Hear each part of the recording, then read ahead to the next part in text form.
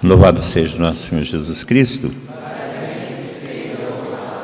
Eu achei que a chuva ia durar mais. Malemar deu para pagar a poeira. Tá vendo, gente? É farta de reza.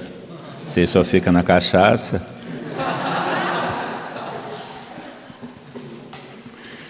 Meu Deus do céu. A emenda é pior que o soneto. Tudo bem. Vamos tomar o texto do Evangelho de João, capítulo 3. O Catecismo da Igreja Católica fala que a vocação cristã é a vida no Espírito. Essa é a vocação cristã. A vocação cristã é a vida no Espírito. O que se trata dessa vida no Espírito? Bom, numa tradução mais rápida e mais direta, vida no Espírito significa vida de santidade. É uma coisa óbvia. Se a nossa vocação é a vida no Espírito e a nossa vocação é a santidade, logo, vocação à vida no Espírito e vocação à santidade, de acordo com a matemática. Duas coisas iguais entre si são iguais a uma terceira. Não é isso? Negócio assim, operação biunívoca, se não me engano. Não é isso? Tem algum professor de matemática por aí? É isso mesmo? Operação biunívoca? Não, se a vocação à santidade, a vocação cristã, e a vocação cristã é a vocação à vida no Espírito, então a vida do Espírito é a vida de santidade. E eu penso que esse é o grande impacto que nós cristãos temos que causar no mundo. A gente acha muitas vezes que a santidade é alguma coisa, vamos falar assim, contemplativa, entende? Então, eu sou santo. Antigamente, quando eu estava no colégio interno, falava-se sobre santidade, aí apresentava santidade. São Domingos Sávio, para nós molecada, né? São Domingos Sávio foi um jovem, né? Santo salesiano. Aí você vê São Domingos Sávio. Aí, outro jovem santo, São Luís Gonzaga. Mas Gonzaga, o santo só tem a mesma cara, tudo é igualzinho, tudo é mão posta. Eu não acho que esses homens e essas mulheres sejam capazes de transformar o mundo. E a santidade é um impacto contra o mundo, porque a santidade, ela contraria, ela questiona, ela argui, ela provoca, ela desafia. E isso é verdade. O vô, o Sr. Mauro, ele coordenou o primeiro congresso, ou o primeiro retiro mundial de padres da renovação carismática. Foi ele que organizou lá na Itália. O encontro foi na Sala Paulo VI e tudo mais. E uma das pregadoras foi a Madre Teresa de Calcutá, Santa Madre Teresa de Calcutá. E o vô falava para a gente assim: Tata, eu nunca vi uma pessoa mais impressionante do que ela. Era pequenininha assim, que nem a Ritinha, pequenininha assim. Também magrinha que nem a Ritinha também, pequenininha assim, né? Ele falava assim, a gente tinha medo de chegar perto dela, de machucá-la, de tão frágil que ela era, de magrinha, tal coisa. Mas na hora que ela abria a boca e falava, parecia chicote batendo na gente. Tamanha autoridade, tamanha força, tamanha capacidade que ela tinha. E falava as coisas simples. Não inventava muita coisa, não. Ela era uma grande teóloga, não era uma grande pregadora. Mas existia nela uma força que impedia que você permanecesse como você estava perto dela. O que é isso? O que é isso? É a vida no Espírito. É a vida no Espírito, que é a vida de santidade. E essa é a nossa vocação. E a gente acha que a santidade é isso, né? Essa omissão diante da vida, essa contemplação da vida. Não, a santidade ela é uma positividade em nossa vida. Por que ela é uma positividade em nossa vida? Porque é uma maneira de viver. A santidade é um modo de viver, não é uma capa, não é uma vestimenta, não é alguma coisa que é externa a nós, não, é a nossa própria maneira de viver, é o nosso conteúdo de vida, é a nossa existência, isso é a santidade. Os nossos princípios que vão nos levar a viver Essa santidade. Os nossos princípios de santidade nos levarão a viver a santidade no dia a dia. No dia a dia. O santo é imbatível, gente. O santo, não os santos. Os santos já perdoa perdendo por aí. Tá? O santo é imbatível. Por que ele é imbatível? Porque ele não é derrotado, ele não é derrotado pela tentação, ele não é derrotado pela perseguição, ele não é derrotado por outras argumentações, ele não é derrotado pela tortura, ele não é derrotado pelo martírio, muito pelo contrário, ele é vitorioso contra essas coisas. Enquanto muitos se acovardam diante de opiniões alheias, diante de problemas que temos que inventar, o santo não se acovarda, ele tem convicção interior daquilo que deseja, daquilo que quer, então ele é capaz de enfrentar essas situações, e exatamente por isso um santo é um perigo. Para o mundo, um santo é um perigo, e por isso você tem que ser calado. Mas não adianta, você pode matar um santo, mas você não consegue calar um santo. Muito pelo contrário, quando você o mata, você faz com que sua voz seja ouvida mais longe, porque ele entra para a história como santo. Então, a vida cristã, a vida no Espírito, é a vida de santidade. E o texto que a gente sempre usa para falar sobre isso, está em João no capítulo 3. É um texto bem conhecido, só vou comentar algumas coisas. Havia entre os fariseus um homem chamado Nicodemos. Nicodemos é um personagem que aparece outras vezes na Sagrada Escritura. É ele que vai buscar, inclusive, o corpo de Cristo, juntamente com Arimateia. Nicodemos, autoridade entre os judeus, portanto, era uma pessoa conhecida dos judeus. Ele foi encontrar-se com Jesus à noite. Aí alguns historiadores falam, ou comentaristas falam, que foi encontrar com Jesus à noite, de noite, porque tinha medo de se encontrar com Jesus durante o dia, ou que não queria se comprometer com Jesus Cristo, porque ele era um sujeito dos fariseus, é um homem da lei, e então não queria se comprometer, porque Jesus Cristo já era um sujeito controverso. Outros falam que ele foi encontrar-se com Jesus de noite porque ele estava na noite. E para João, noite, luz, dia, escuro, é sempre uma discussão de ignorância e conhecimento, verdade e não verdade. Então, como você quiser entender esse noite daí. E disse-lhe: Rabi, sabemos que vieste como mestre da parte de Deus, pois ninguém é capaz de fazer os sinais que tu fazes, se Deus não está com ele. E começa aquela conversinha de levar gato para tomar banho, né? Ah, você é o bonzão, você é o tal, você é de Deus, senão você não ia fazer esses milagres que você faz, né? Encebando a coisa, né? Levar uma conversinha para levar gato para tomar banho. E Jesus respondeu. Jesus não tem conversa, né? E já vamos direto ao assunto, que não tem tempo a perder. Então, vamos falar logo. Em verdade te digo, que se alguém não nascer de novo, não poderá ver o reino de Deus. Não foi isso que Nicodemo perguntou. Aliás, Nicodemo não perguntou nada. Nicodemo só estava engabelando Jesus Cristo para fazer a pergunta que Jesus Cristo já falou. Olha, você quer saber o que você tem que fazer para viver? Você tem que nascer de novo. Nicodemos perguntou. Aí Nicodemos entrou na conversa. Como pode alguém nascer de novo se já é velho? Poderá entrar uma segunda vez no ventre de sua mãe para nascer? Aqui é a discussão da racionalidade, né? Jesus Cristo fala: olha, você tem que ter um novo princípio de vida. Você quer viver pela vida eterna? Você tem que começar a viver de uma outra maneira.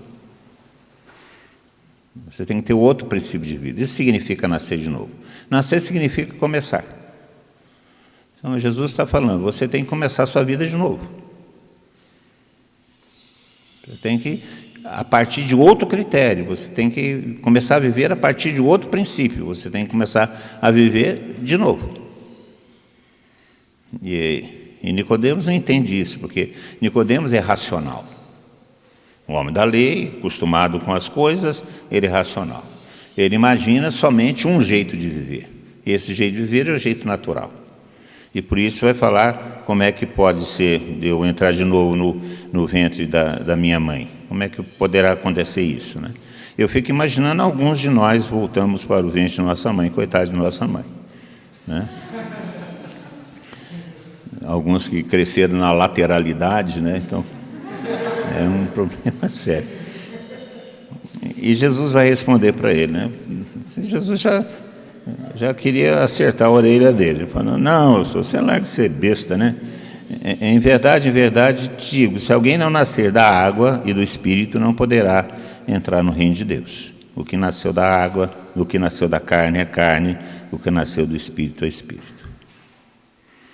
Então Jesus Cristo fala sobre duas maneiras de viver. Ele fala que nós podemos viver conforme a carne e podemos viver conforme o Espírito. Nós podemos viver uma vida frutuosa, com realizações, com riqueza, com uma aparente realização de felicidade na carne. A carne não é ruim, não, gente. A carne não é ruim, não. A carne faz parte de nossa vida. Aliás, nós vivemos porque nós estamos na carne. A carne é a vida natural. Ninguém que está aqui é arma penada, né? Não. Para existir nesse mundo, nós temos que estar na carne. Mas o problema é que nós não podemos viver conforme esses valores carnais. E aqui a carne não é uma questão, a carne é o pecado, a carne. Não, não é, não. A carne é a vida natural, a vida que nós levamos. E muita gente só conhece essa vida. E faz tudo para realizar essa vida, a vida natural. E a vida natural não pode dar outra coisa senão o que a vida natural pode dar. E o que a vida natural pode dar? A morte. Porque o que a nossa vida natural nos leva? Para onde? Para a morte. Porque tudo aquilo que começa, termina. A nossa vida biológica, física, ela vai terminar, ela vai acabar, por melhor que a gente viva. Está aí as grandes fortunas, né, que já se foram, as grandes famas já se foram. Falam que o Elvis não morreu, mas morreu. É que o Raul Seixas foi abduzido, não foi abduzido, morreu de cachaça. E erva, mas ele era mais alcoólatra do que Hervé, né? Bebia mais. Diz que quando morreram, foram no quarto dele, a quantidade de garrafas de uísque, de conhaque que tinha debaixo da cama dele era uma enormidade, dava para abastecer um boteco. Ele era mais alcoólatra que outra coisa. Mas está aí, diz que ele foi abduzido, não, mas morreu. Então, o que a nossa carne pode nos dar? A morte. É isso que ela pode nos dar como termo final. Agora, existe nessa carne uma outra vida, que é a vida no Espírito. E o que a vida no Espírito pode nos dar? A vida eterna. Então, essa dualidade, não é bem uma dualidade, a gente tem que tomar cuidado com isso, senão a gente vai cair no maniqueísmo e a coisa não funciona assim. Mas essa realidade dupla que existe em nós, porque nós somos um espírito encarnado. Essa é a realidade antropológica nossa, nós somos um espírito encarnado. Nós temos uma alma imortal e temos um corpo mortal.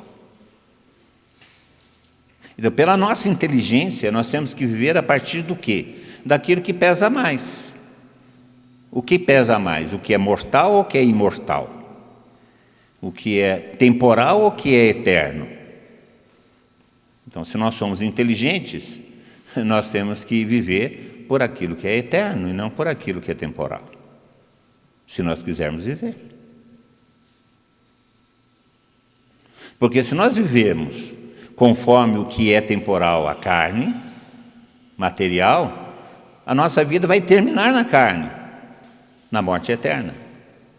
Agora, se nós vivemos esse tempo porque nós temos essa vida temporal a partir dos valores de eternidade, que é o Espírito, nós ultrapassaremos a morte e viveremos na eternidade, reino de Deus. Então, a minha vida é que vai determinar, é essa vida que vai determinar pelas minhas escolhas se eu vou viver a morte eterna ou se eu vou viver a vida eterna. Agora, isso acontece nesse período que nós temos. Esse período que pode durar 30 e poucos anos, pode durar 100 anos. Esse período é o período de nossa escolha. E Jesus está falando para Nicodemos: olha, meu irmão, você tem duas maneiras de viver. Ou você nasce, ou você vive conforme a carne, ou você vive conforme o Espírito. Para você viver conforme o Espírito, você tem que nascer de novo. Ou seja, você tem que refundar a sua vida. Você tem que fazer um novo nascimento, realizar um novo nascimento. Você tem que refundar a sua vida, ressignificar a sua vida, dar um novo sentido à sua vida, para viver a vida no Espírito, para viver conforme o Espírito, não conforme a carne. É isso que Jesus está falando para Nicodemos, e é isso que ele fala para todos nós. E aí ele fala qual que é esse meio. Esse meio é a água e pelo Espírito. Ora, o que significa essa água? Essa água, claro que significa o batismo. Claro que significa o batismo. Veja, o batismo não nos dá uma vida eterna, porque essa vida eterna nós já temos. Nós já nascemos com a alma imortal. A alma imortal não nos é dada no batismo.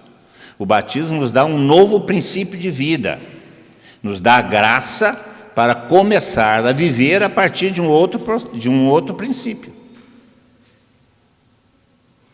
Por isso que o batismo era dado aos adultos e não às crianças.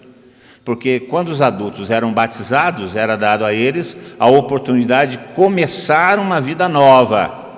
E esse começo de vida nova, para aqueles que já eram adultos e batizados, chamava-se de conversão. O batismo supõe conversão. Nós não temos essa ideia, porque nós fomos batizados quando criança. Tem alguém aqui que foi batizado quando adulto? Nós fomos batizados quando criança. E vocês, quando foram batizados quando criança, como eu fui batizado quando criança, eu escutei o padre falar para mim assim: eu renuncio a Satanás, e eu falei, renuncie.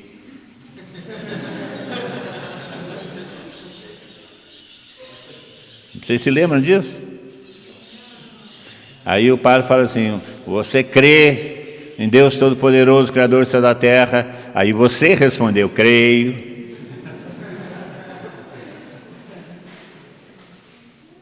Então, essa parte ficou escondida para nós. Porque se chega ao batismo quando você aceita os princípios de vida nova e é batizado nessa vida nova. Por isso São Paulo vai falar: o batismo é morte e nascimento. Nós somos mergulhados na morte de Cristo para renascer na vida de Cristo, vida nova. O batismo torna as coisas velhas falidas e nos dá a chance de viver vida nova. Esse é o batismo que faz. Só que nós não passamos por esse processo de maneira consciente, passamos por esse processo de maneira sacramental quando éramos crianças. Então há necessidade de nós completarmos o batismo em nossa vida, fazendo aquilo que o batismo exige, a conversão. Porque aqueles homens que eram batizados naquela oportunidade, eram batizados após uma conversão. Quando escutavam o Evangelho, entendiam a pregação, viam a proposta e queriam aquilo para si. Nós vemos isso muito claramente na pregação de Pedro no dia de Pentecostes, quando Pedro prega o querigma e vai tingir o coração daqueles homens e mulheres que estavam ali, e eles vão dizer a Pedro: o que nós devemos fazer? E qual que foi a resposta de Pedro? Convertei-vos. Convertei-vos. E sejam batizados. Aí recebereis o dom do Espírito. Aí vocês começarão a viver vida nova. Convertei-vos. O acesso à vida nova, o acesso à vida no Espírito se dá pela conversão. O acesso à santidade de vida se dá pela conversão. Vocês querem ser santos? Convertam-se. Convertam-se. E o que é a conversão? A conversão é a mudança radical de mentalidade. Radical de mentalidade. Não é uma meia mudança. Não, é uma mudança radical de mentalidade. São Paulo vai entender muito bem isso. E vai nos dar a entender muito bem isso, quando ele fala: considerei tudo esterco. A palavra que está lá, que algumas vezes é traduzida por lixo, lá na carta aos Filipenses, que é traduzida por lixo, na realidade é esterco. Me desculpe a expressão, é merda. É isso que ele está falando. Tudo é porcaria. Tudo não vale nada diante do conhecimento de Cristo. Isso é a conversão. É relativizar todo o resto em relação a Jesus Cristo. Então, uma pessoa que faz isso, que relativiza tudo em relação a Jesus Cristo, essa pessoa se converteu, essa pessoa é santa, e essa pessoa é perigosa, porque é santa. Porque ela se torna imbatível. Ela não é corrupta, nem corrompida, e nem corruptível. Você pode firmar-se sobre ela. Por causa da conversão. A conversão é essa mudança radical de mentalidade. E as consequências dessa mudança de mentalidade. Bom, nós temos dificuldades para isso. Aí você é chamado à santidade, você deseja a santidade, a vida no Espírito, quer esse nascer de novo, que é a vida no Espírito, quer se converter, mas se eu radicalizar a minha fé, eu vou perder o emprego. Se eu radicalizar a minha fé, eu vou perder a bolsa de estudos. Se eu radicalizar a fé, eu vou ser excluído do meio que me é importante. Se eu radicalizar a fé, eu vou perder a namorada. Se eu radicalizar a fé, eu vou perder o namorado.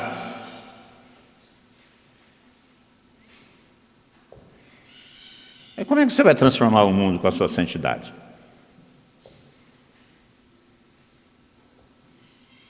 Como é que nós podemos falar de uma vida nova se nós não rompemos com a vida velha? Se ainda nós não nos convertermos? Aí vem toda essa argumentação. Mas isso é radicalidade, isso é extremismo, isso é... Vejam, o que é da carne vai nos levar à morte. O que é do Espírito vai nos levar à vida. O que nós preferimos? Nós preferimos viver 70, 80 anos ou preferimos viver a eternidade? Feliz, é claro, porque a eternidade nós já vamos viver. Nós vamos viver a eternidade na vida ou vamos viver a eternidade na morte? Mas essa é uma escolha nossa. Nesse tempo.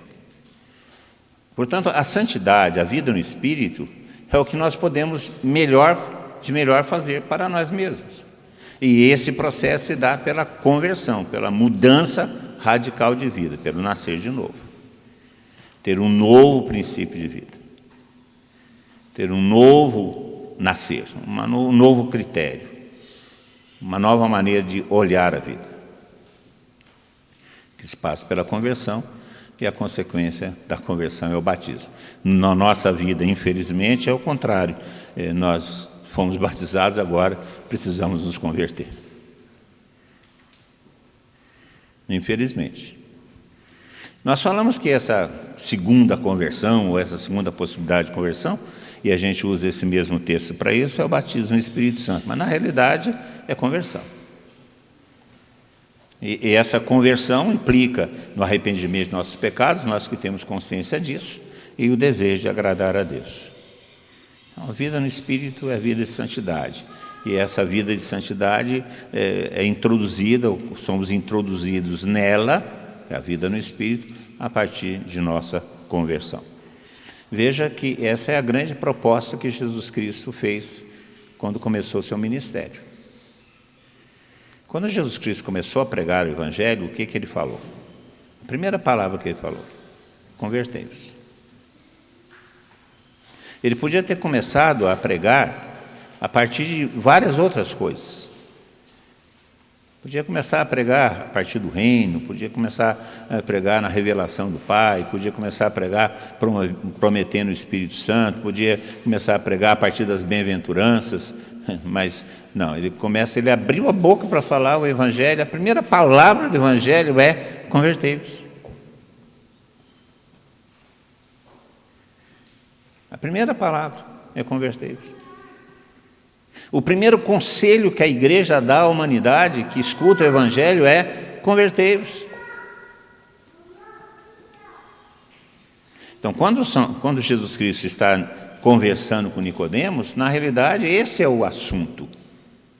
Uma mudança de vida, uma mudança radical de vida, uma mudança de princípio, uma conversão. E essa é a proposta do Evangelho para toda a humanidade. A vida no Espírito é assumida, nós temos entrada a ela pelo processo de conversão. Tomando mais um texto, tomando a carta de São Paulo aos Romanos, no capítulo 8,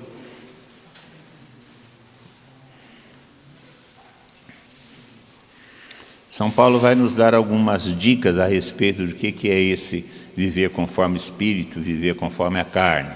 Ou seja, o que é ter a vida pautada pelos valores eternos e ter a vida pautada pelos valores temporais. Carta de São Paulo aos Romanos, capítulo 8. No versículo 5 ele diz assim: os que vivem segundo a carne, nós temos que entender, carne para São Paulo é essa vida natural, que pode ser uma vida boa, boa em termos, né? Não em termos de eternidade, mas vida boa. Os que vivem segundo a carne, São Paulo não está falando da carne pecado aqui.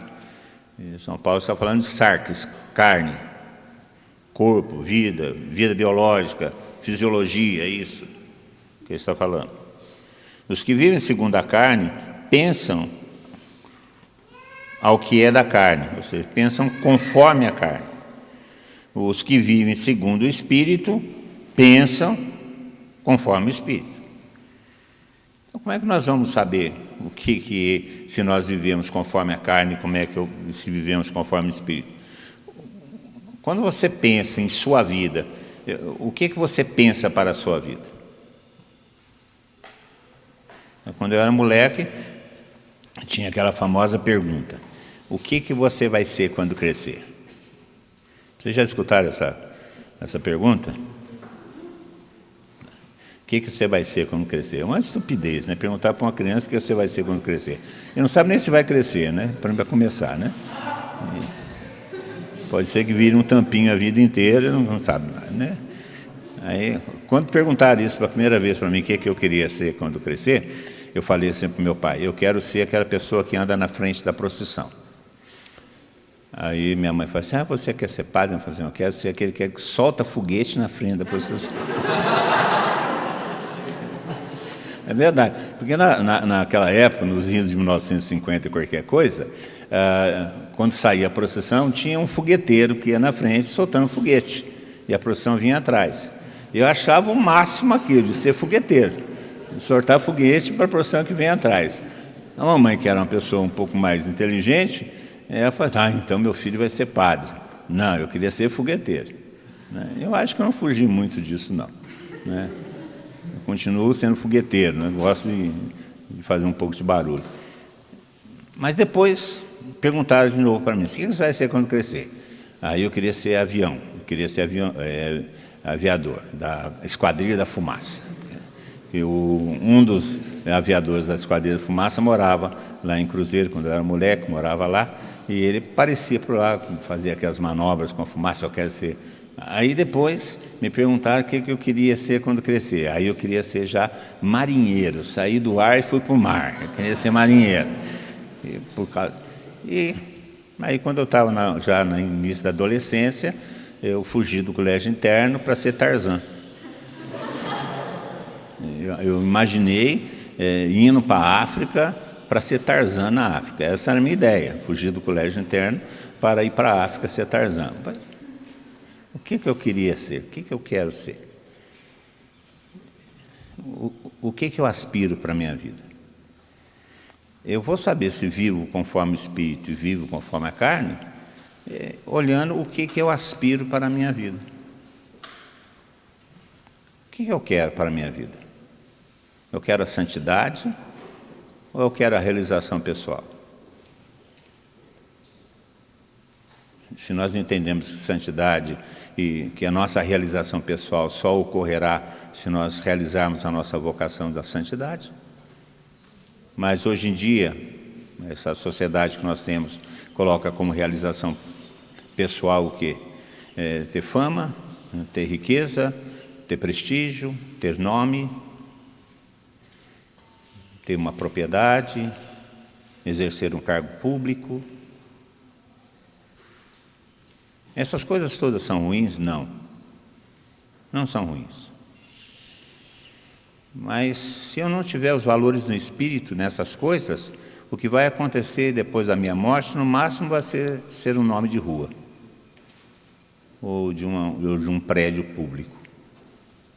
Não mais do que isso. E quando mudar a política, muda-se o nome da rua, muda-se o nome do prédio público. O que eu aspiro para a minha vida? O que determina minhas escolhas? O que eu desejo mais profundamente na minha vida?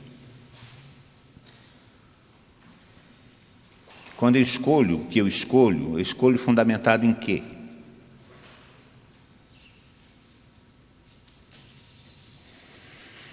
Durante muito tempo eu fui professor de cursinho pré-vestibular, mais de 30 anos. E raramente eu escutava essa resposta, raramente, eu nunca escutei essa resposta, a não ser de alguém que tinha acabado de fazer experiência de oração conosco. E o que você quer ser na vida? Quero ser santo. Nunca.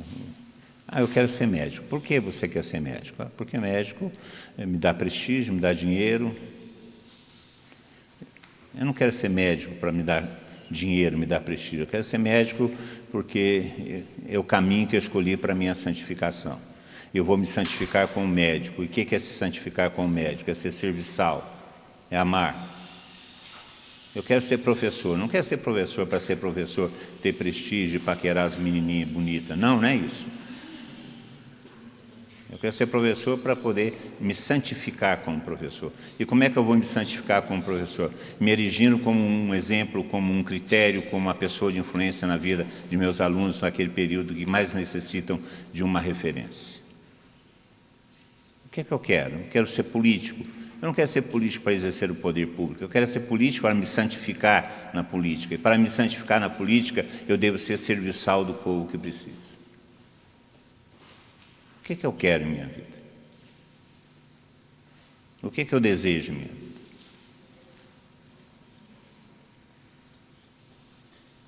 Todas as coisas são boas. Todas as coisas são boas. Mas somente aquelas que são voltadas para as coisas do Espírito é que me darão a vida eterna. Eu vivendo essas coisas eu vivo a santidade. É isso que São Paulo está falando.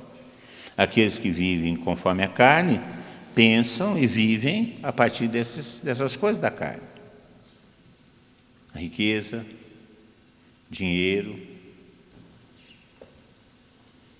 Aí a gente vê hoje em dia.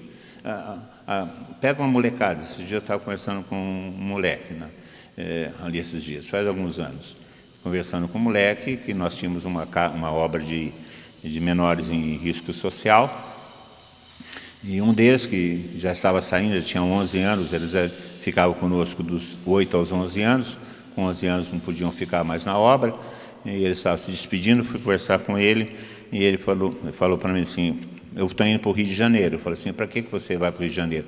Porque eu vou ser traficante. Eu falei assim, como? Não, eu quero ser traficante, porque eu quero ganhar muito dinheiro.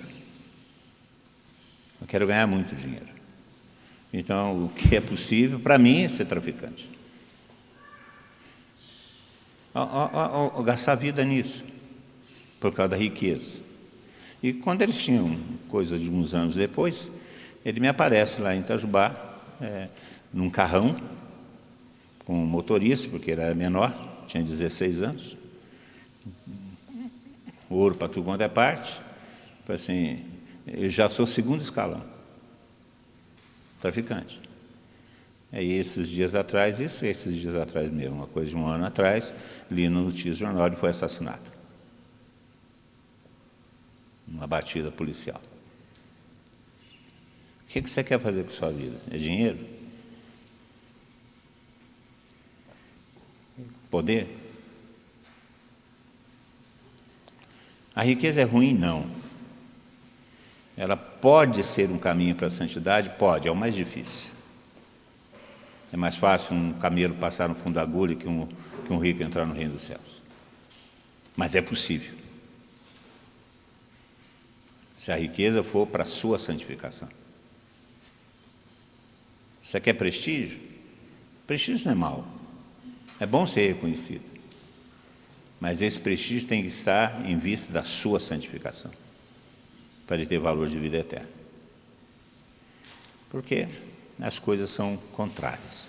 Aquilo que é da carne é contrário àquilo que é do Espírito. Isso São Paulo diz na sua carta aos Gálatas. Vai lá. Carta de São Paulo aos Gálatas. Abre aí. Capítulo 5, versículo 17.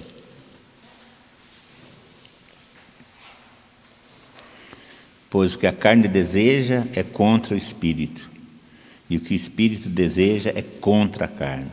São o oposto um do outro. Mas você pode usar as coisas da carne para a sua santificação. Voltando lá para São Paulo, com Romanos capítulo 8. O que é a vida no Espírito? A vida no Espírito é a vida de santidade. A vida de santidade não é viver conforme a carne. A palavra carne, para São Paulo e para a Sagrada Escritura, ela é confundida algumas vezes com o mundo.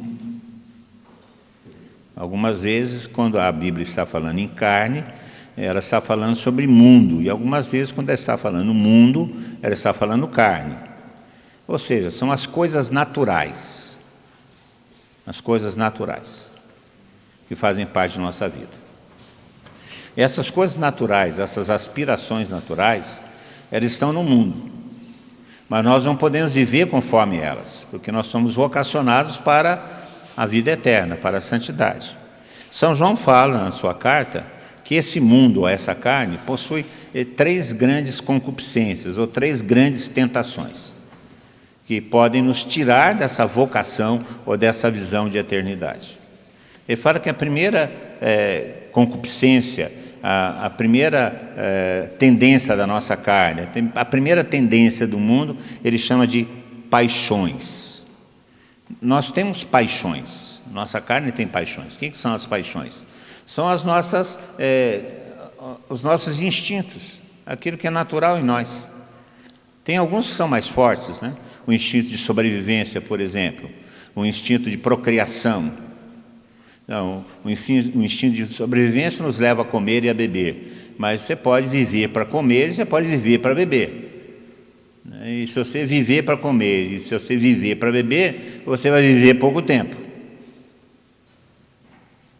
Porque aí existe a concupiscência da gula, da paixão pela comida, da paixão pela bebida. Embora comer seja necessário, embora beber seja necessário. E quando se fala beber aqui, não está se falando só em beber água, não. Tomar um vinho de vez em quando faz bem para a saúde, sobretudo para o coração. Mas isso não quer dizer que a gente vive só de cachaça, como diz o nosso Papa. A procriação, né? Nós temos que perpetuar a raça. E pelo que eu saiba, existe somente um processo para isso. Agora, viver para isso é ter 50 mil filhos ou viver para o prazer sexual, isso nos leva a algum lugar? Não. Mas isso é parte de nossas paixões. Mas eu não posso viver por elas. Eu não posso viver por essas paixões. Elas têm que estar a serviço de meus ideais, a serviço do que eu busco para a minha vida, que é a santidade. Por isso, a primeira coisa que São João fala, que está no mundo, que está na carne, são as nossas paixões. Por isso, nós precisamos dominar as nossas paixões. Gente, não é matar as nossas paixões, mas dominá-las pelo sentido de nossa vida. Senão, nós vamos cair naquele pecado que Orígenes caiu. Orígenes tinha lá uma animação bastante grande, né? E ele não conseguia se conter na castidade. O que ele fez para ser casto? Cortou. Emasculou-se, cortou. Por isso que ele não foi santo. Por isso ele não foi santo. Agora, Santo Agostinho já usou e abusou e se converteu e virou santo.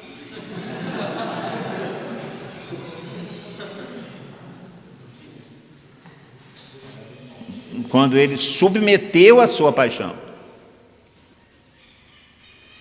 Quando ele deu um sentido à sua paixão. Então, a paixão em si não é má. Mas ela, quando ela se torna o ideal de nossa vida, ela nos leva para a morte. Então, a questão da castidade. Somente os puros verão a Deus. E a pureza que está na bem-aventurança se refere à castidade, sim. A castidade que é própria para os solteiros e a castidade própria para os casados. Mas a castidade, sim. E que é o uso correto da sexualidade. Essa é a castidade. Então, para os solteiros, a castidade é abstinência. Porque para os casados, a castidade é fidelidade. Porque não se mata o desejo, se ordena o desejo. Não se mata a paixão, se ordena a paixão. Aí a gente vê os jovens aí lutando com a castidade. Por que eles lutam com a castidade? Porque ainda não deram o sentido da sua vida sexual. Não tem o sentido ainda da sua vida sexual. Que Deus, por acaso, e por graça e por misericórdia, acrescentou a questão da procriação o prazer. O prazer não é pelo prazer, o prazer é uma recompensa quando nós cumprimos o dever da procriação. Pelo amor de Deus, aí nós não entendemos direito o que é, aí falamos, não, a religião é castradora. Não, a religião não é castradora. A fé não é castradora. A fé nos ensina a dominar as paixões em vista do ideal maior. O ideal maior é a santidade. E a santidade não significa não fazer, não ter, não desejar. Não, a santidade significa submeter a um ideal superior, a uma vida superior. Então, a primeira coisa, nós temos que vencer nossas paixões. Que elas não serão tiradas, mas serão submetidas a um ideal maior, ao ideal de santidade. Porque senão não seria possível para os que fazem opção, por exemplo, pelo celibato permanente, os leigos celibatários, os padres celibatários, que hoje em dia, não seria possível. Não seria possível. Então, paixão. Segunda coisa que São João fala que está em nós e que tem que ser submetido, porque é concupiscência, ele chama de cobiça. O que é a cobiça? É o desejo de possuir alguma coisa, o desejo de ser alguma coisa, a vaidade de... Isso é uma coisa ruim? Não.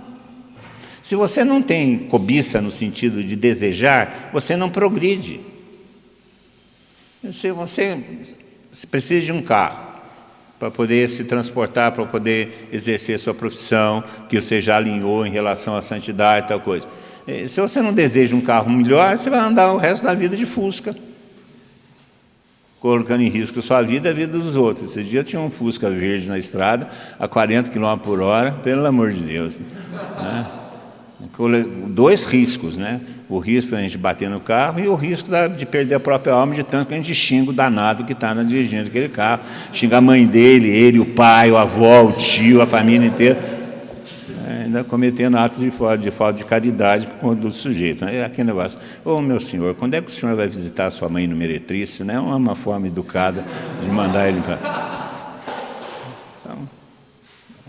Não, você tem que ter desejo de melhorar, desejo de progredir, desejo de ser melhor, desejo de ter uma casa melhor, desejo de ter uma vida confortável, desejo de poder pagar as contas, desejo de sobrar um dinheiro para fazer uma viagem, um agrado para a noiva, para a mulher ou para a namorada, desejo de comprar alguma coisa que se satisfaça. Esse desejo é bom, mas eu não posso viver por causa desse desejo.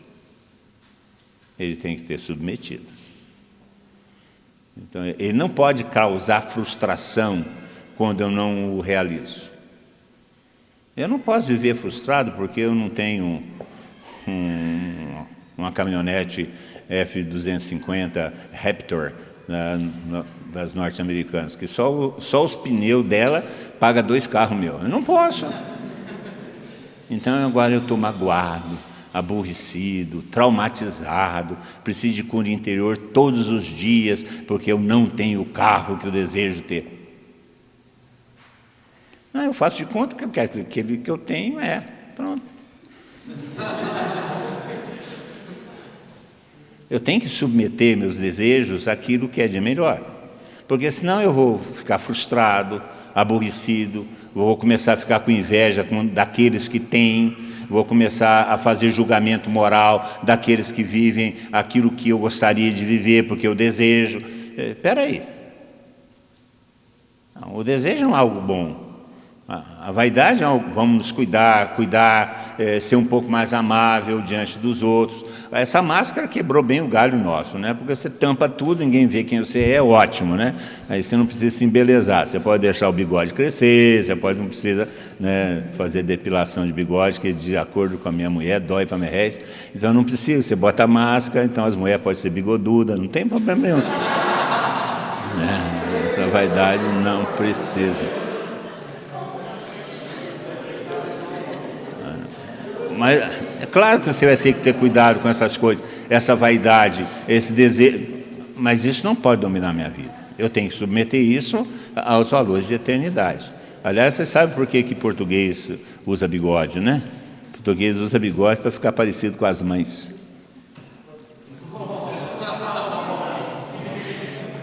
É que vocês não conhecem os portugueses. Os portugueses, de fato, têm uma certa tendência para ter bigode. Essa é a segunda coisa, nós temos que submeter nossos desejos. E São Paulo e São João vai falar que o terceiro problema que nós temos que enfrentar em nossa vida é a riqueza, a ostentação da riqueza. Gozado que São João não vai falar da riqueza somente, ele vai falar da ostentação da riqueza. É a terceira concupiscência da carne, ou a terceira concupiscência que está no mundo. O desejo de ostentar riqueza, ostentar o poder, ostentar-se. E, na realidade, é a vaidade absoluta, né?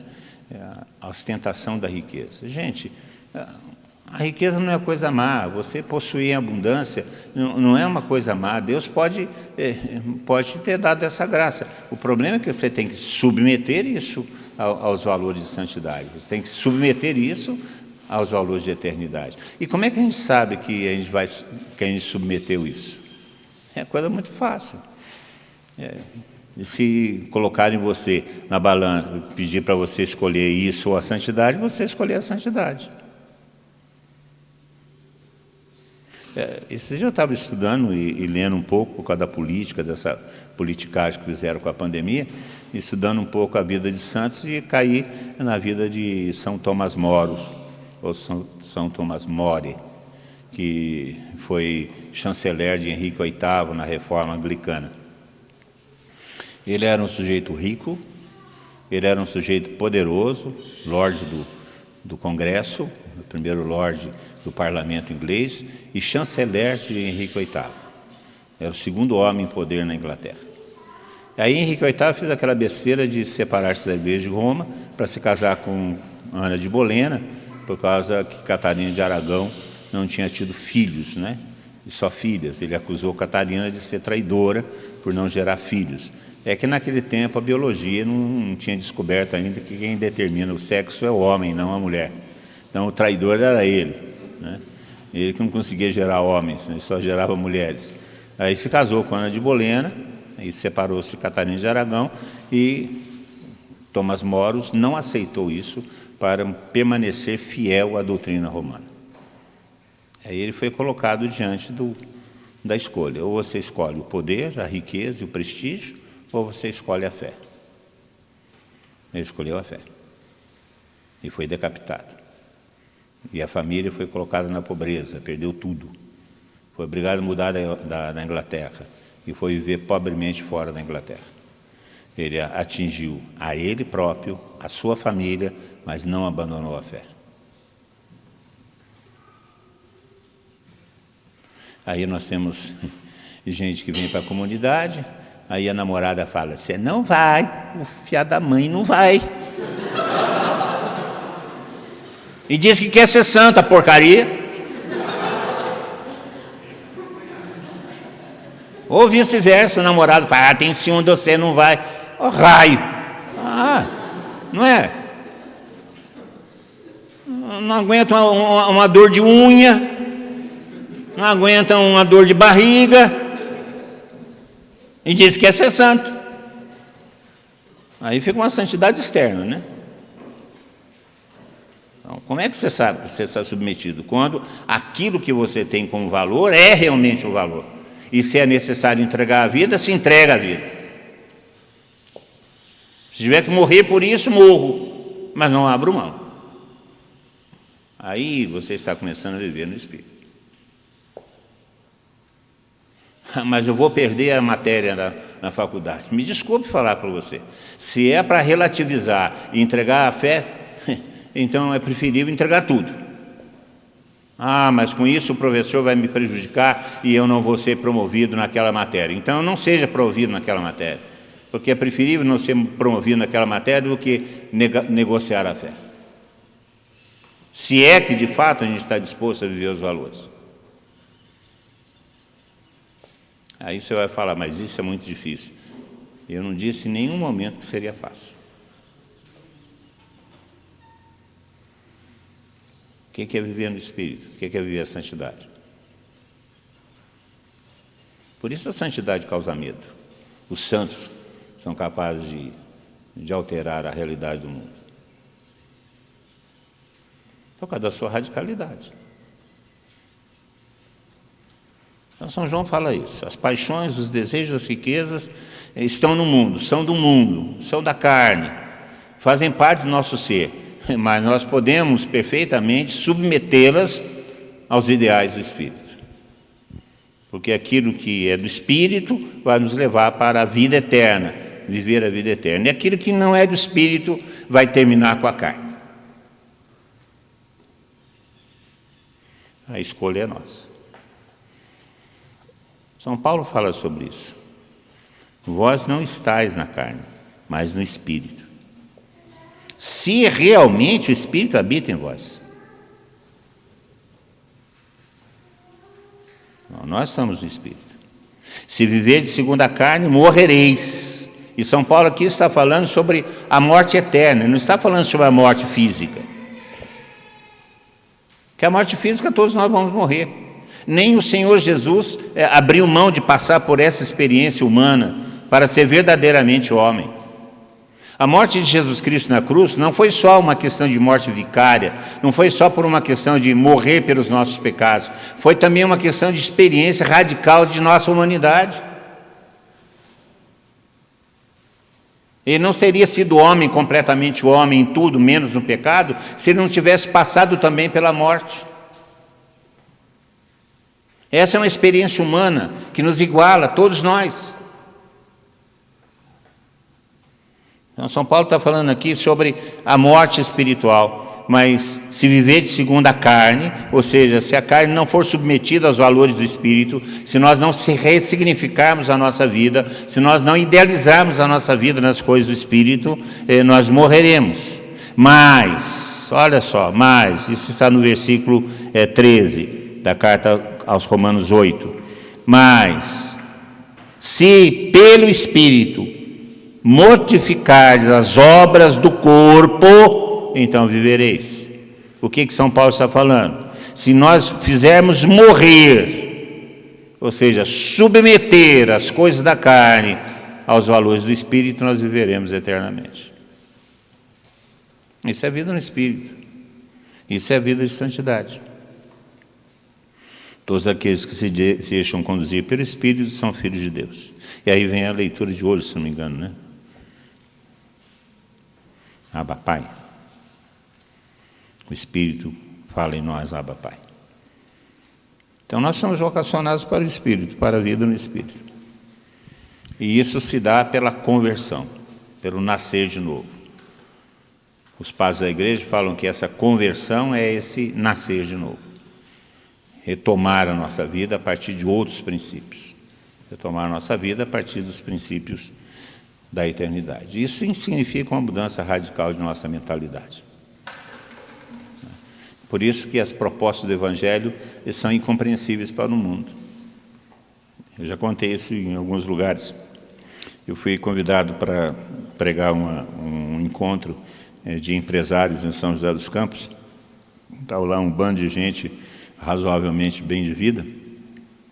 E eu comecei a pregação falando assim: vocês querem ser felizes? Querem ser felizes. Então eu tenho uma receita infalível para ser feliz. Vocês querem a receita? Então vou dar a receita para vocês. Sejam pobres. Bem-aventurados os pobres. Não é isso que está escrito lá? Sejam pobres. Se você não submeter a sua riqueza ao valor da pobreza, se por acaso chegar para você, rico, e falar assim para você, ou o reino de Deus ou a riqueza, o que você vai escolher? Se chegar na sua frente e entregar um bilhete premiado da Mega Sena acumulada de 200 milhões de reais e falar para você, isso ou a fé, o que você vai apanhar? Eu vou apanhar o bilhete porque depois eu faço caridade.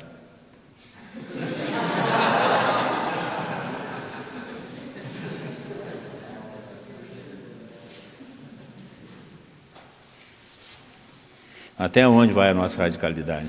Até onde nós desejamos realmente a vida no Espírito, a vida de santidade? Aqueles que são movidos pelo Espírito são os filhos de Deus e viverão a eternidade. Essa é a nossa vocação.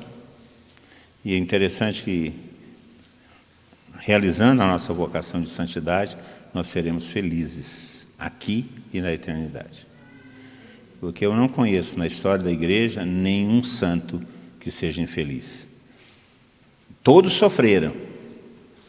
Todos sofreram. Tiveram dificuldade de vencer a carne, submeter os seus desejos, submeter suas paixões, submeter o desejo de riqueza, submeter aos ideais do Evangelho. Todos sofreram, mas nenhum deles deixou de ser feliz. Porque a promessa é que nós receberemos essa vida 100 vezes mais. Vale a pena. Fala para o seu irmão aí, vale a pena ser santo. E isso não está longe de nossa possibilidade, não. A santidade não é um ideal inatingível, viu, gente? A santidade não é um ideal inatingível, a santidade não é um ideal que nos aliena, a santidade não é um ideal impossível de ser cumprido em nossa vida, não é. A santidade não nos aliena da vida, muito pelo contrário, nos faz viver uma vida de maneira mais intensa, mais plena, mais completa, melhor. Louvado seja o nosso Senhor Jesus Cristo.